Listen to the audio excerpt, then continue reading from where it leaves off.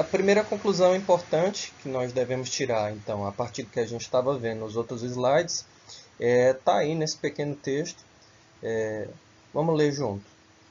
Uma boa imagem pode chamar a atenção, mas nem sempre é autoexplicável. Uma imagem não se explica por si mesma, certo? A imagem não se comunica por si só. Além disso, uma única imagem não evidencia nem o antes nem o depois. Sem o antes e o depois, sem a ideia de temporalidade, a imagem pode perder significado e valor. O que isso quer dizer?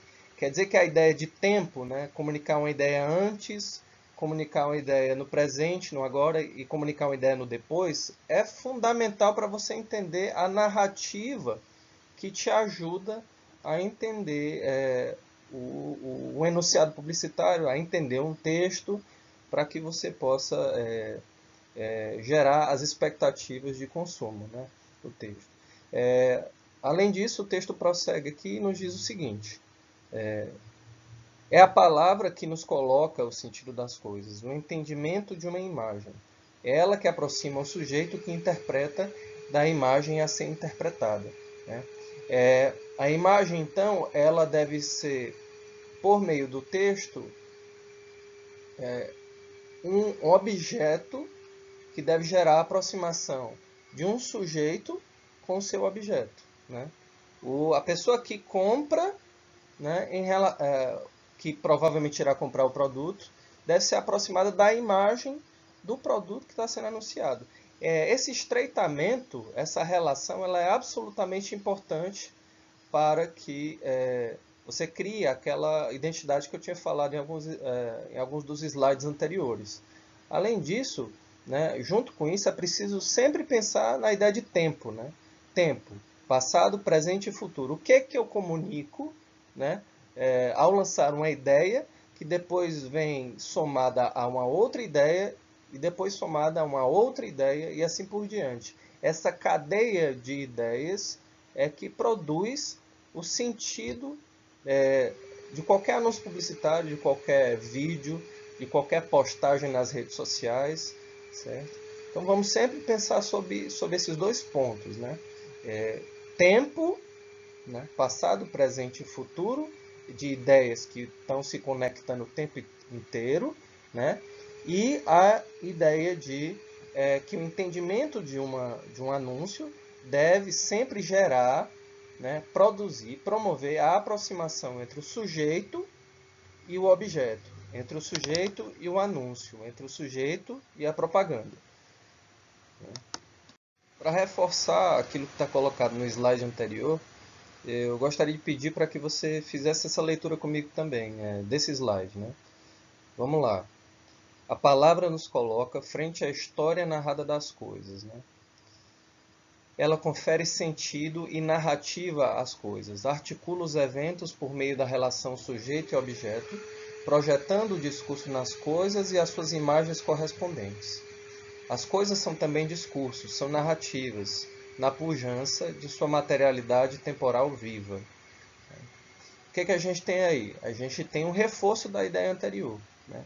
É preciso construir ideias com começo e meio e fim, e essas ideias têm que ser traduzidas com textos que têm começo e meio e fim, justamente para que você consiga dialogar com o público consumidor. Isso é a história narrada, né, do produto anunciado, do produto ou serviço anunciado. As ideias que se encadeiam, né, constroem a narrativa do que está sendo vendido, né? E isso aproxima necessariamente o sujeito do objeto, né? Isso aproxima, né, quem faz o anúncio e quem recebe o anúncio visualmente. Tá? Aspecto 1, então, do discurso publicitário é a associação de ideias. Associar a ideia é construir a lógica do sentido do anúncio e, ao mesmo tempo, produzir, né, um conjunto de ideias com começo, meio e fim, que passa a ideia de tempo, né? Com isso, objetivamente, o consumidor em potencial vai adquirir o seu produto, né? Ele pode adquirir o seu produto porque você está comunicando bem aquilo que está Está na peça publicitária. Né? Aí nós temos a seguinte informação, né? A publicidade é construída por meio de um mesmo procedimento que envolve tanto as ideias quanto as palavras. Qual é esse procedimento? A associação de elementos. Né? A ligação de uma coisa com outra. A ligação de uma palavra com a palavra, a ligação de palavra com a imagem. Né? O conjunto de elementos isolados de um texto, quando passam a estar relacionados junto com as imagens, formam o tecido, né, da peça publicitária. Ter ideias e transformá-las em palavras que se relacionem com começo, meio e fim é muito importante para o entendimento textual das peças publicitárias. Né? Você observa uma propaganda na TV, ela não poderia ter sido realizada sem um planejamento de roteiro, sem um planejamento sobre os lugares em que aquela peça seria filmada. Né?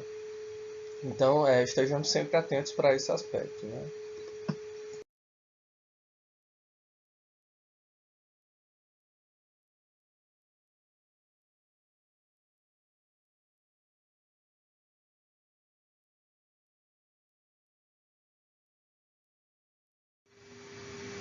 Aspecto 2, né, depois da associação, é causa e efeito. Tudo que você afirma vai gerar um efeito. É como se você estivesse empurrando um objeto e aquele objeto vai em uma certa direção, vai assumir um certo rumo e vai desembocar em um lugar específico. Causa e efeito. Uma ideia, quando você a produz, também está levando à produção de uma outra ideia e uma outra ideia. Então, cada ideia puxa uma outra ideia e uma outra e assim por diante. É como se fosse aquele joguinho de dominó, você bota todas as peças em pé, empurra a primeira peça e essa primeira peça sai empurrando várias das outras, você tem um conjunto, né, muito bem afirmado, muito bem delineado, né, que vai assumir uma forma. Né? É assim que o texto publicitário deve funcionar também, como um conjunto de peças que vão que em movimento vão causando umas às outras. Né? Uma ideia vai encadeando outra e causando um efeito. Né? A ideia que segue, a ideia secundária que segue a ideia inicial, ela é um efeito dessa ideia inicial. E assim por diante. Né? Causa e efeito, como leis da física. Né? A lei da física tem aspectos das leis da física que falam disso. Né?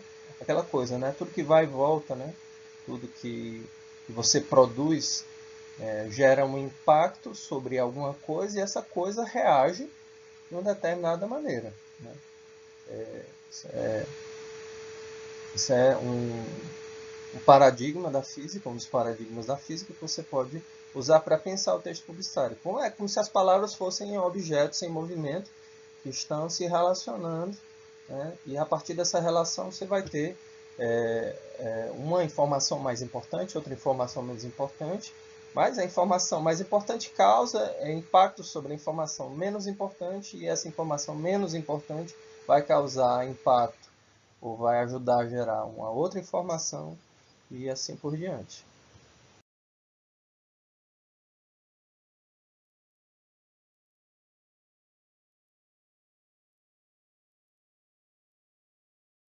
Bem, como nós podemos ver no exemplo da esquerda, podemos lançar a seguinte pergunta, né? Quem veio primeiro, o ovo ou a galinha?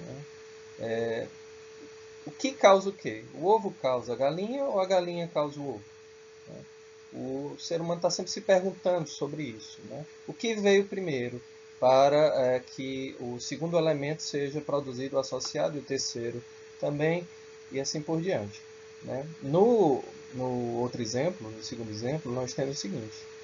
Triste quando a pessoa não sabe o que fazer com o frio na barriga e decide esfriar também o coração. O frio na barriga pode ser consequência de uma série de coisas relativas à vida de alguém. Né? No entanto, esse frio na barriga também pode causar uma outra coisa. Ele é causado, mas ele também causa uma outra coisa, que é, no caso, a tristeza no coração, ou um coração esfriado, uma maldade na alma, ninguém sabe. No entanto, é sempre essa ideia que a publicidade deve levar em consideração. Né? Sempre uma ideia inicial causando outra.